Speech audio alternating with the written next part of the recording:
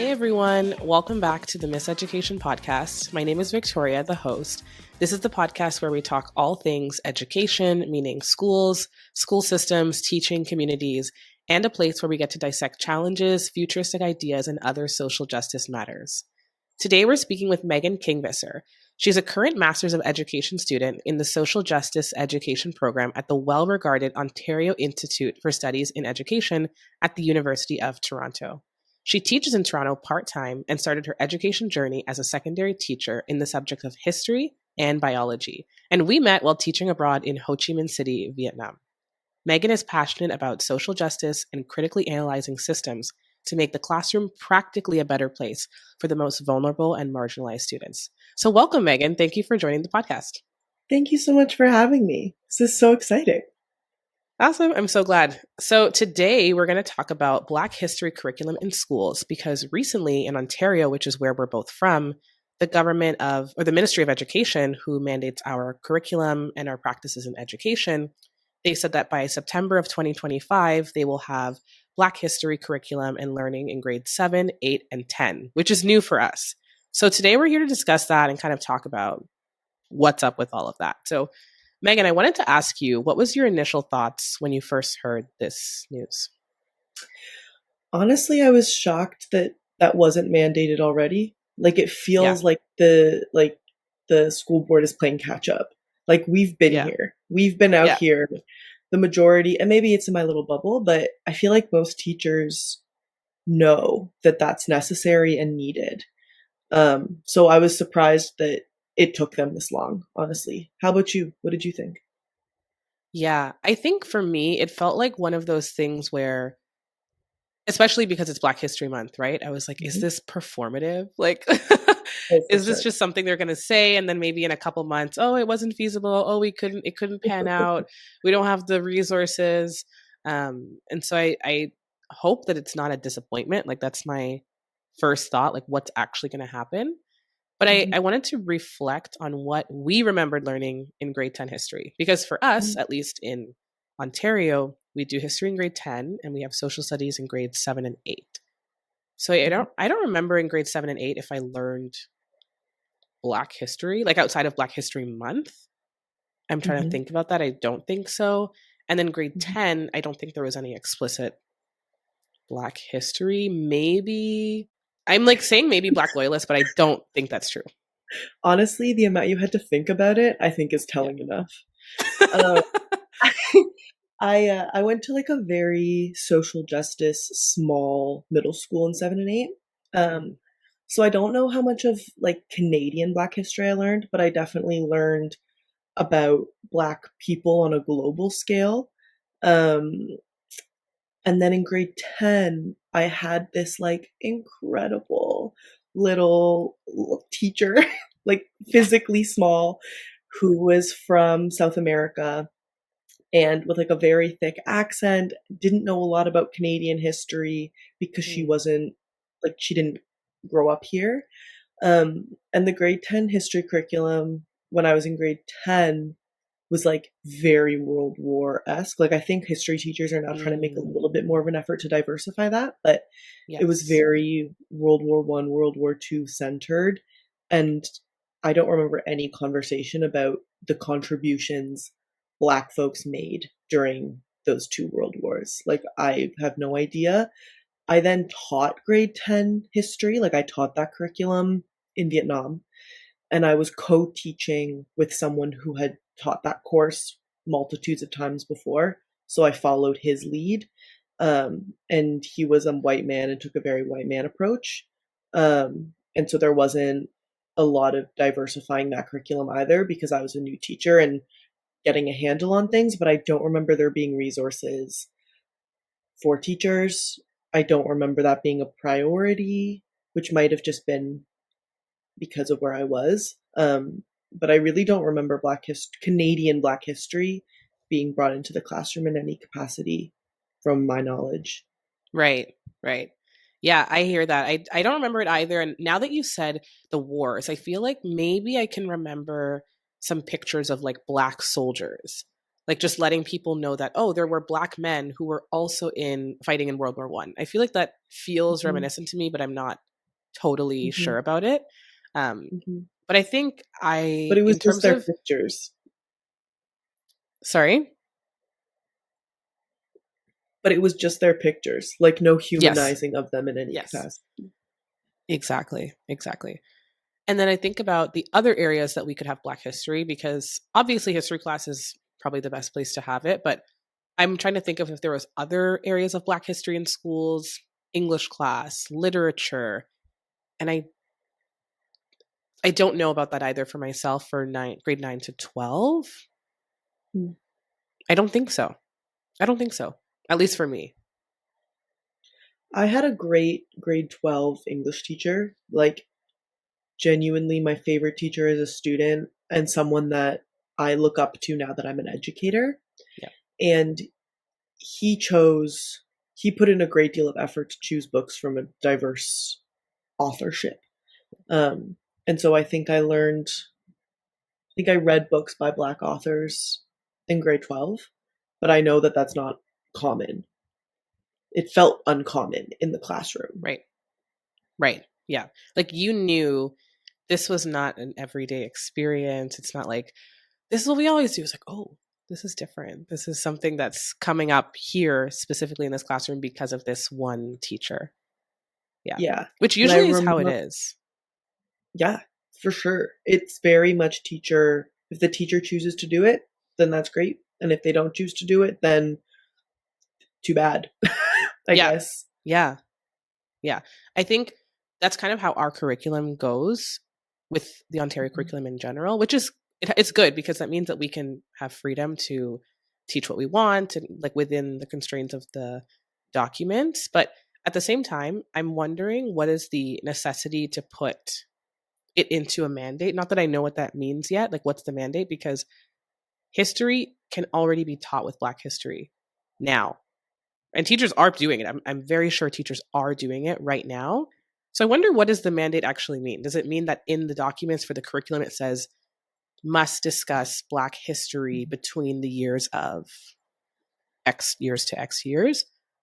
Or is it just the fact that they're going to put out a lot of resources on how to teach Black history in the Ontario history curriculum stays essentially the same? Because right now in the documents, it does say certain events that can include Black people. It's whether the teacher has the resources and knowledge to teach it right now, right? So if they say talk about the world wars, we can still talk about Black people. If they say talk about migration patterns, you can talk about Black people. If they say talk about, like, there's certain things that already can include Black Canadian history. But I guess the data shows it's not being taught and it's not really in schools. So I guess I wonder what this mandate will entail. Yeah.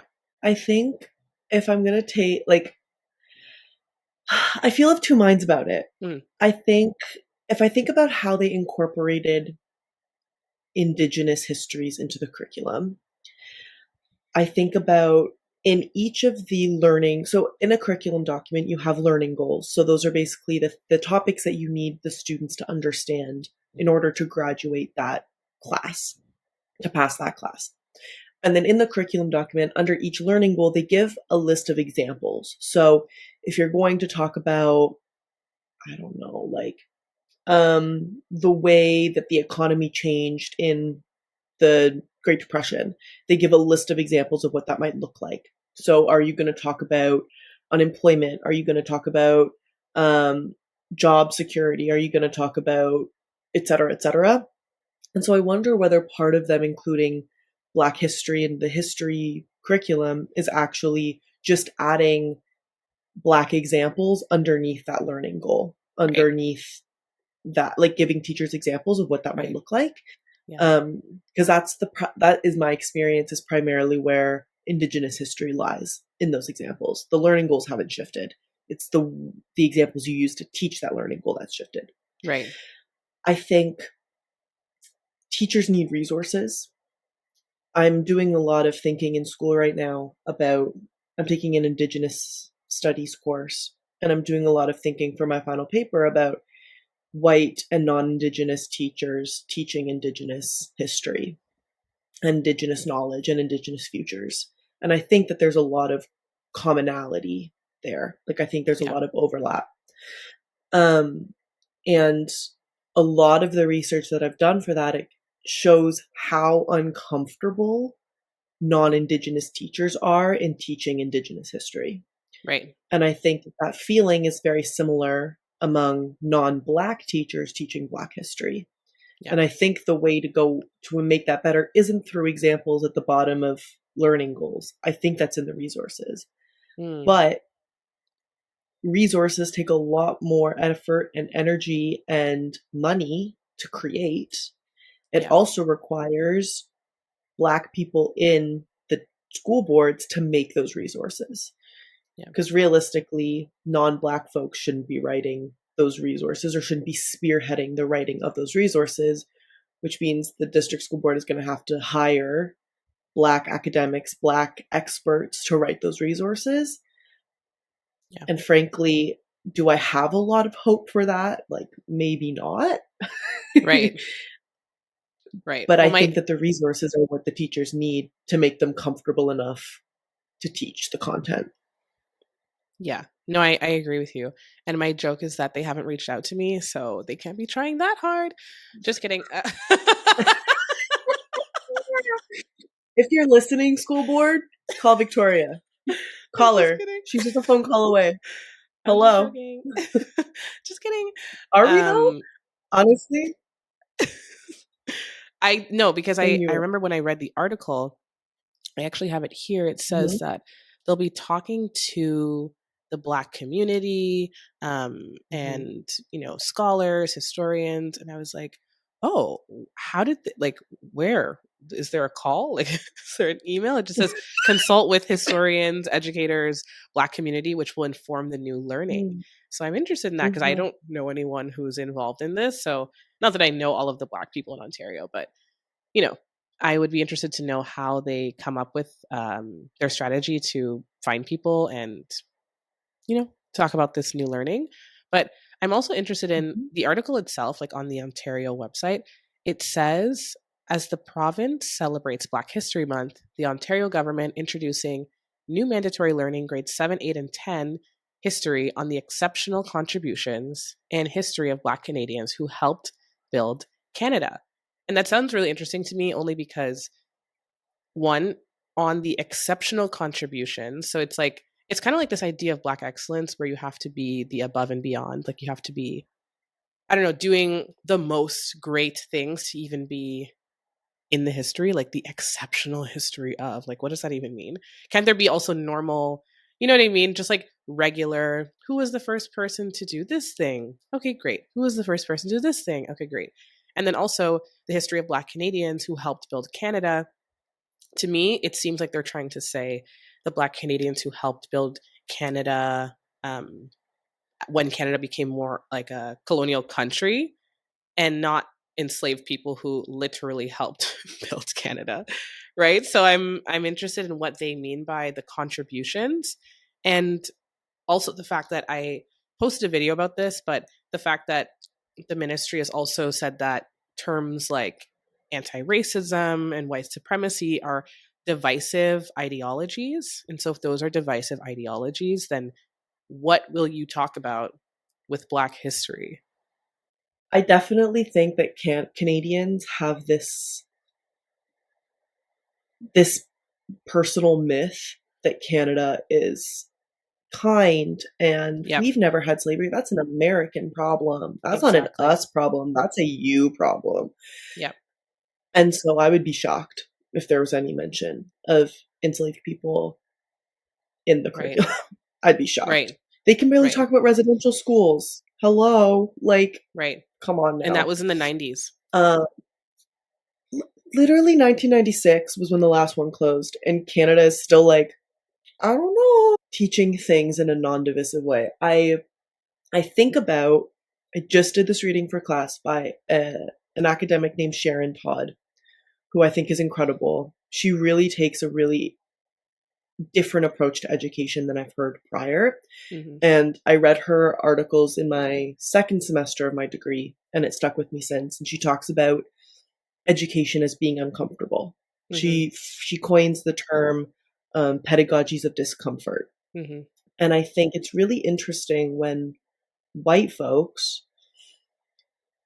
use their discomfort as a way of shutting down the conversation. Right. And really that's what they're talking about when they're using the word divisive. Right. When they're talking about divisive, they're talking about, well, I'm uncomfortable in this conversation because we have two different opinions. Right. And first of all, black slavery, like slavery and marginalization and exclusion of black histories isn't an opinion. That's a fact. Like, let's just get that out on the table. But furthermore, white people really need to sit down and be like, do I feel unsafe right now or do I feel uncomfortable right now? Yeah. And if the answer, which I think is if you're being honest with yourself that you're uncomfortable, then you need to sit in that discomfort. And Yeah. learning is supposed to be uncomfortable. Like this belief that schools and classrooms are this like 100% of the time joyful hopping through a field vibe Yeah. is not what learning is. You're supposed to be challenged, you're supposed to be pushed. You're supposed to have your assumptions questioned. Hmm. And if learning about black history is going to make you uncomfortable in that way, then at least you're doing it in a space that's safe and you're allowed to make mistakes.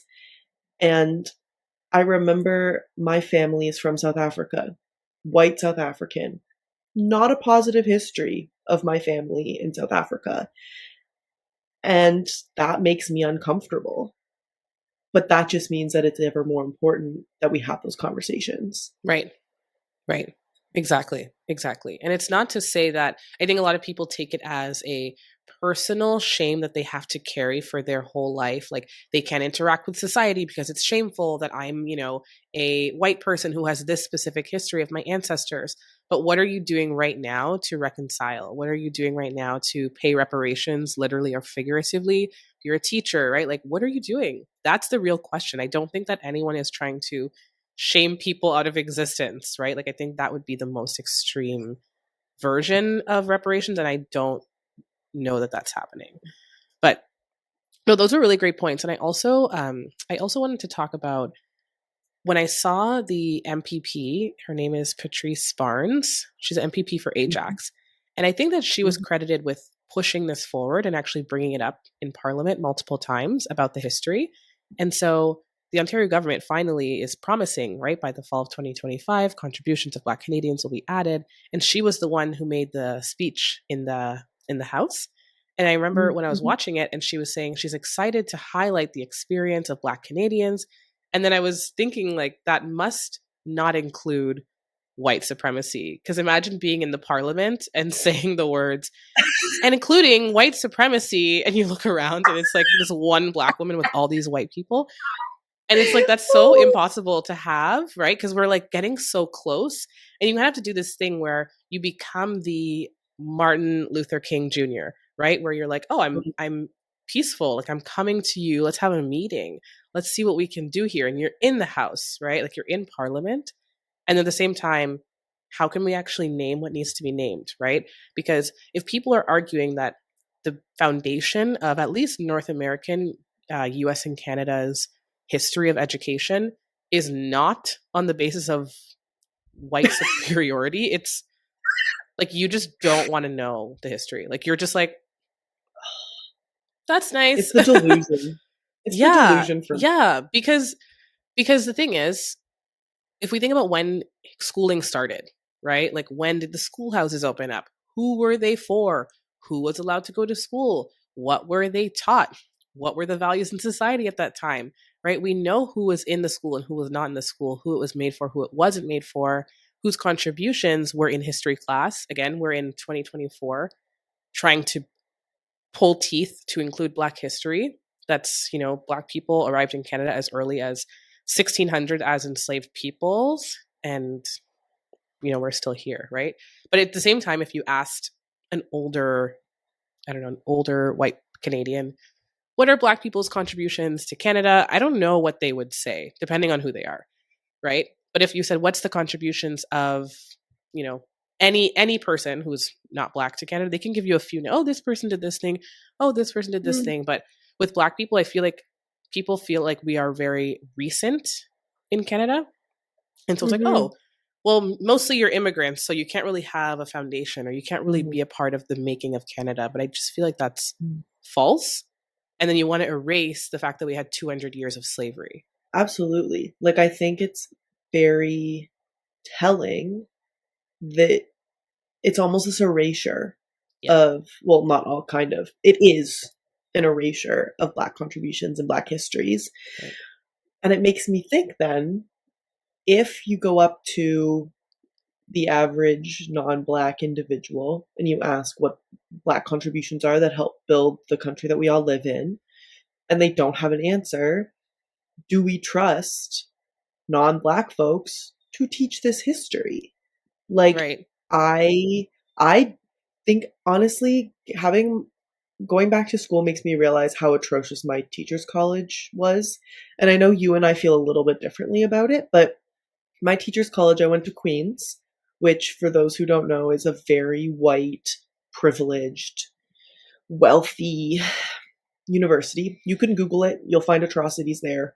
It happened while I attended Queens, and I learned nothing. Like, I literally had to attend 2 weekly history curriculum classes teaching teachers how to teach history. Right. And I did not learn how to teach anything other than white history for a year. Like, if I didn't have my master's, if I didn't read all the time, if I didn't have conversations like this with my friends on a regular basis, I would be ill prepared to teach it. And Yeah. I'm a history teacher. Yeah. Yeah. Exactly. I feel like this is a total side note and slightly Mm, unrelated to history, I but it love. feels like when, I have friends who are hairstylists or people go to like beauty school and stuff, but I wouldn't be able to go to their salons. And so it's like, oh, so you can do hair, but you can't do my hair. So what did you learn at this place? So what Right? can you do? No, right. And like it's like I know what you can do, right? But at the same time, it's like even when we were living in Vietnam, I went to this, oh, what was his background? I think he was Ukrainian, the hairdresser that I Mm, went to. But he was so determined to be like, I'm gonna figure this out. And so he was doing all sorts of stuff, like cutting my hair sometimes in a fro, cutting it sometimes blow dry, cutting it, like he's doing all these things. But it's like I was like, I don't care. Like I can I can be your test bunny, whatever, because I just didn't care at that point. But it's like we have to do this trial and error to be like, oh, huh, this is how it behaves. Oh, huh, this is it shrinkage. Oh, huh, behaves. this is, you know what I mean? Like, it's just one of those things where even with history, I'm sure it's similar, where it's like, oh, Mhm, right, this event happened. My student's telling me about it. I guess I'll Google that. Oh, so I guess I learned that history wrong. I guess I'll go back. And like doing that during teaching is a waste of time because you could have learned it in teachers college. But also, why are, the students the one coming to you being like, you missed something, or your colleagues who may have to call you out or in and say, hey, you missed something, right? And that's another part of the, is this unsafe or is it just uncomfortable, right? Because a lot of teachers might be like, I'm being attacked, right? You're coming for me, you're coming for my career. And it's like, no, I just want there to be an inclusive environment. mhm, Maybe step one, we don't have to start with using the word white supremacy, but we can talk about enslaved people in Canada because it did mhm, happen. And we only talk about it in real terms when we talk about the US. mhm, Yeah. mhm. Yeah. It it's who's holding teachers accountable? Mm, Who's doing that labor? Is it students? Is it Black students in the classroom? That's mm, not fair on them. Think about the power differential between students and teachers. The teachers right. have the ability to fail you. Why would you call them out and call them in? Teenagers also might not have the language to do that in an effective way, nor Right. should they have to be able to have that conversation. Right. So then, is it parents? Are parents the ones responsible for that? Mm, Is that the job of Black parents to teach, to like call their students, their child's teachers out right. when they have full-time jobs? Who's Right. then the teacher? Think about how much extra labor that is on the teacher. Like, do teachers reasonably have the time to do all of that extra research? Right. Like, I'm not saying that they shouldn't do it. I believe they should. But you and I both know, like, being a teacher is not a small job, No. even with all of the resources given to you and the knowledge we have from Teachers College. Yeah. Like, doing all this extra research, with what time? We're not being paid for that. Yeah. Yeah. That is a really real question, right? Because a lot of what, and I actually talked about this in my podcast episode with Arnell Jones about what will it take to change education, but it's kind of this thought process of, if we're thinking about who's holding accountable, is this like now the operation, oh goodness, me and this word, operationalizing You're doing operationalizing great. of our radical thoughts, right? So we can say, yeah, who's going to hold them accountable? What's it going to be? And then now I'm like, oh, okay, who's going to hold them accountable? Let's think. Let's start to brainstorm. And then I'm like, is this a new sector of the Ministry of Education called like the Accountability Office? Not like EQAO accountability, but like content and teaching accountability. And then with that, like, are there equity leads who go into the classrooms who do support? Like, I would do that job, right? Like, I would do things like that where you go in, you do the support, you help, and you're like, wait, how can we adapt this curriculum? Go to different schools, see how it's going. Things like that to me, actually, I find super interesting, super fascinating. But we don't have that as like a sector. It's not like a Mhm. valued part of the system. Don't probably have the money or funds to make someone's salary to do a job like that. But to me, that would be the operationalizing. Like, what is it actually going to take? Here is a specific example of what we can do. Right. And I wish, I mean, I could, but I wish I could just email someone and be like, hey, I have this idea. What do you think about it? Because I do have a lot of ideas. So I Honestly, just, yeah, great idea.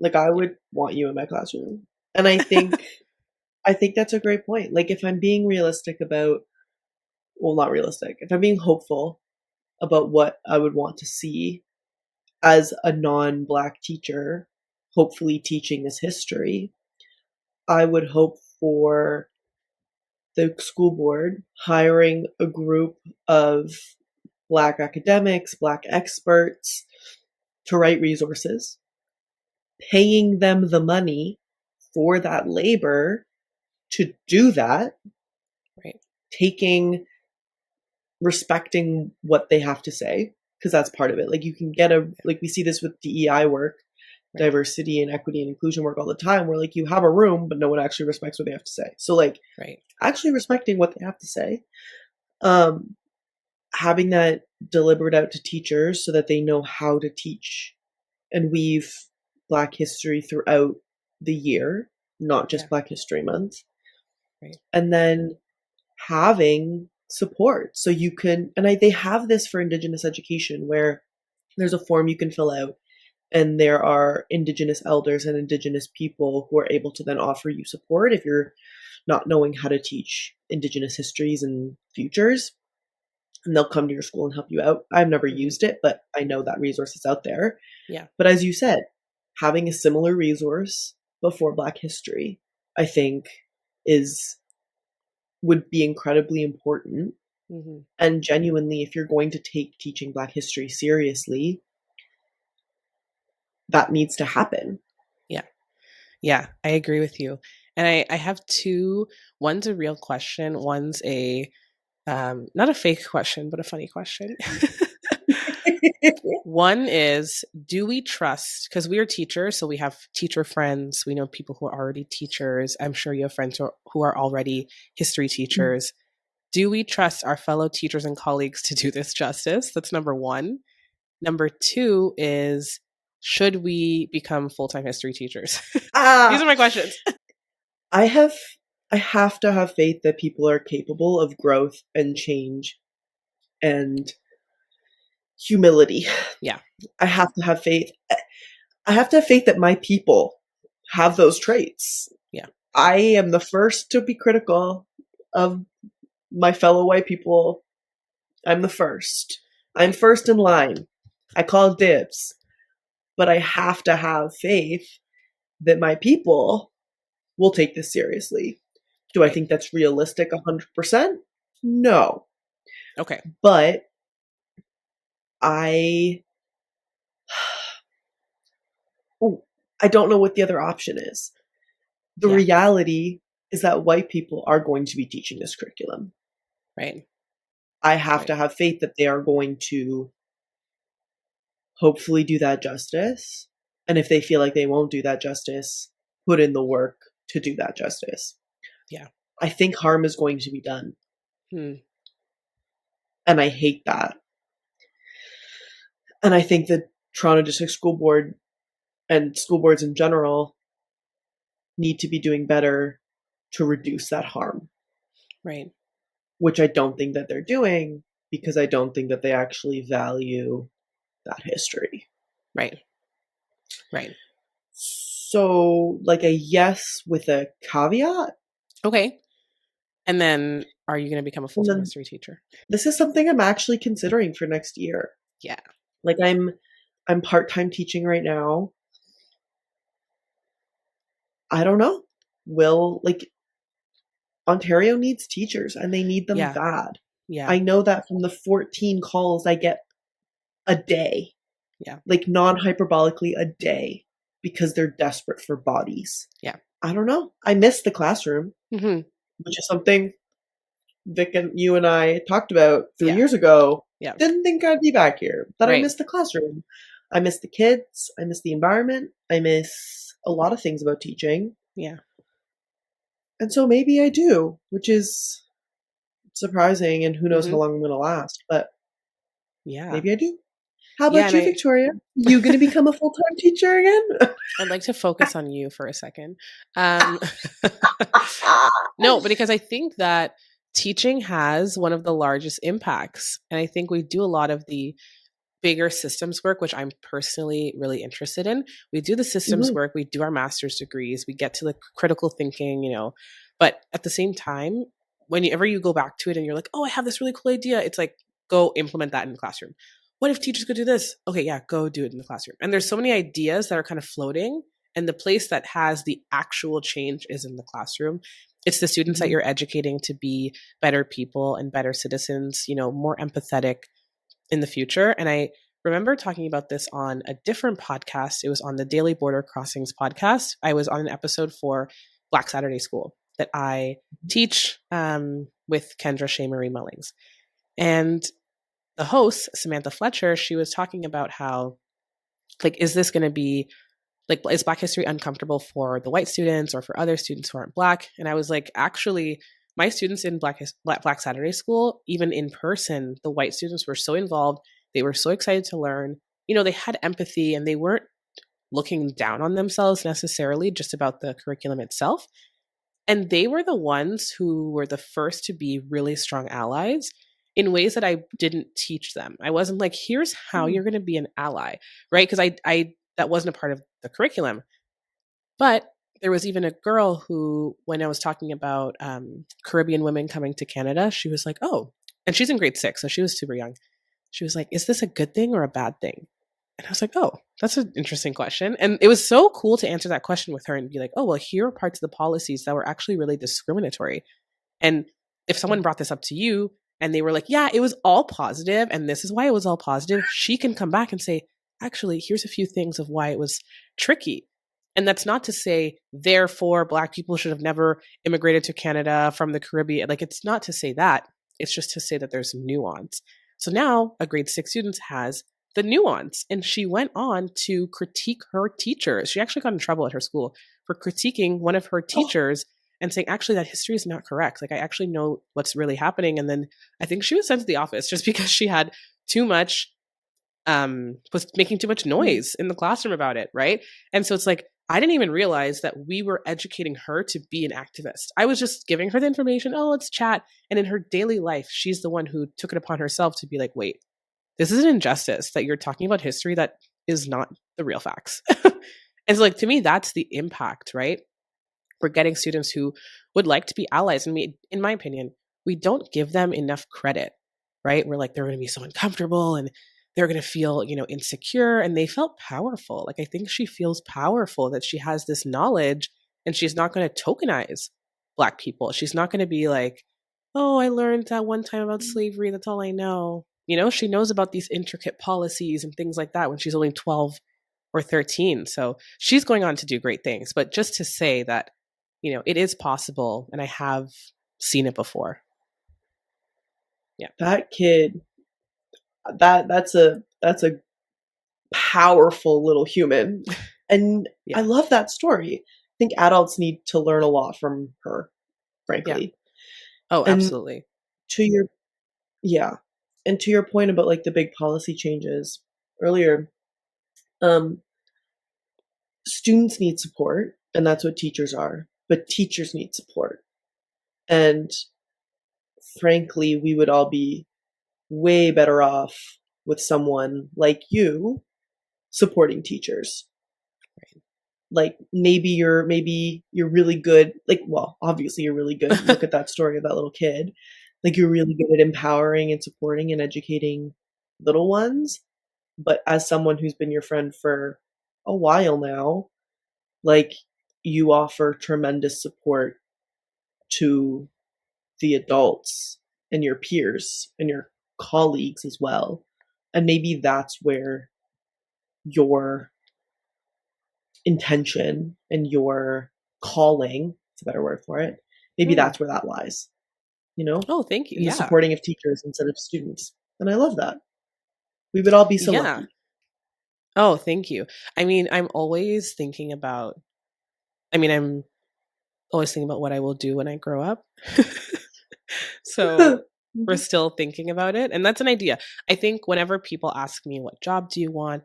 What job titles are you searching for? And I'm like, I don't know. It doesn't exist. Like, what I want to do is so airy fairy and so artistic, or it's producing, Mhm. or it's talking. It's so not a job description that I just don't even know how to answer those questions sometimes. But yeah, Mhm. even something like that, like that's a cool role that I would be interested in doing. But we'll see. Maybe it's a possibility. I'm honestly not sure how it would work, but I would be interested in exploring that in some kind of way. Um, do we think that with this, let's say this curriculum, now it's 2030.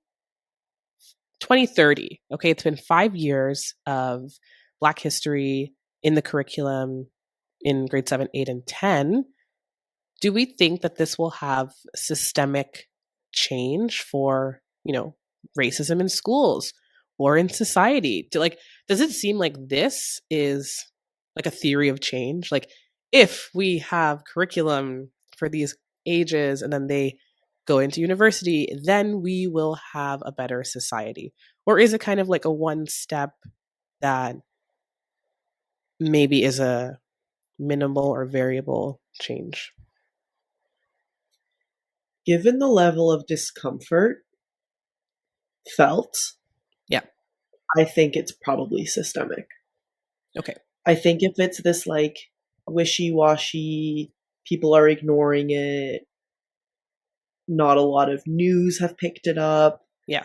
Like, if that was the reality, I think I would definitely feel like it was the latter of, it's just like a one off thing, Black History Month, it'll be gone in a few days, like Yeah. whatever. Yeah.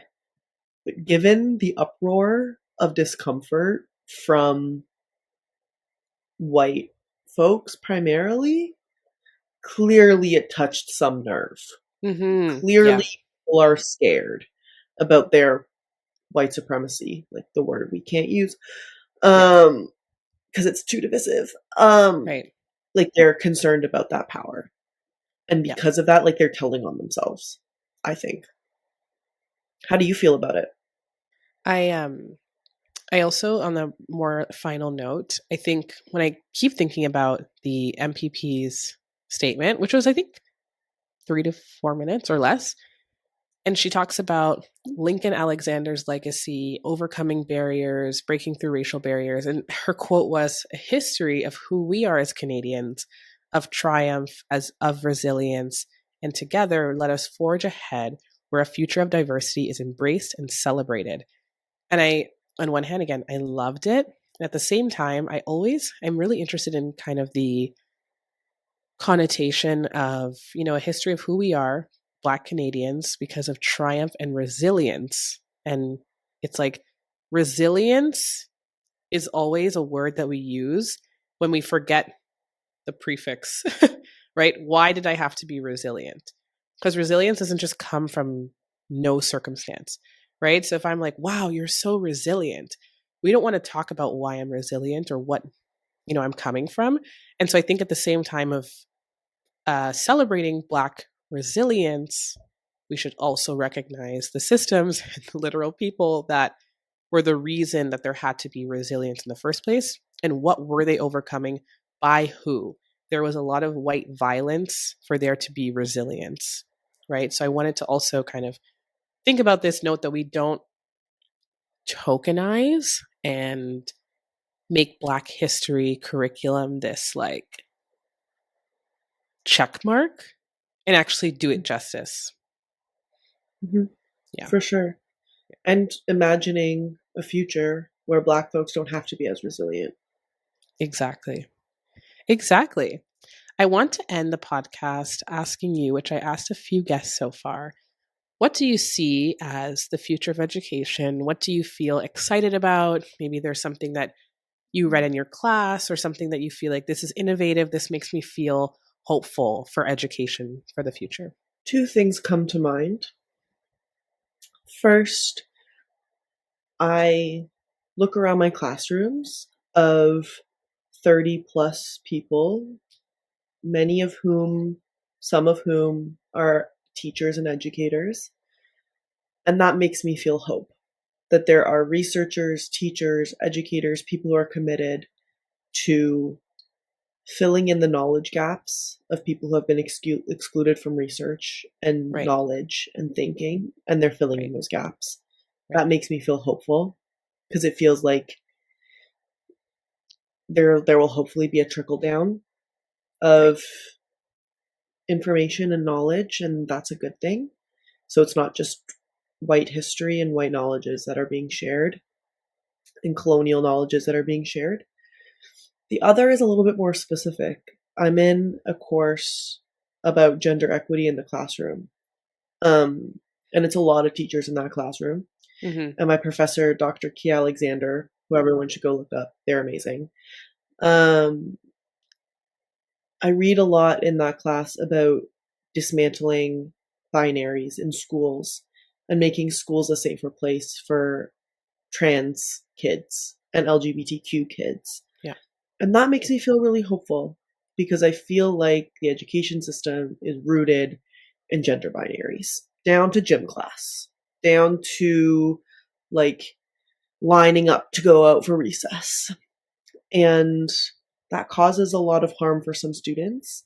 So the fact that I'm in a classroom full of teachers and reading literature written by cool academics, that makes me feel hope that changes are actually being made in the classroom.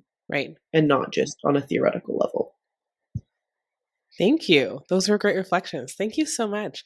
And I also wanted to plug that on March 23rd, from 7 to 8:30 p.m., I'm doing a speaking series on this topic as well, the inclusion of Black history curriculum with Kendra Shea Marie Wellings, who I've mentioned before that we did Black Saturday School together. So she has a speaker series coming up, and I'll be speaking at that. Details coming soon. I'll post on my podcast page for promotions. So thank you, Megan. And thank you, everyone, for listening. I hope you subscribe on Apple Podcasts, Spotify. I also have now on Google Podcasts, Amazon Music, and I think YouTube has a podcast channel now, iHeartRadio. So wherever you get your podcasts, I'm on those platforms. So thank you so much, and we will talk next time.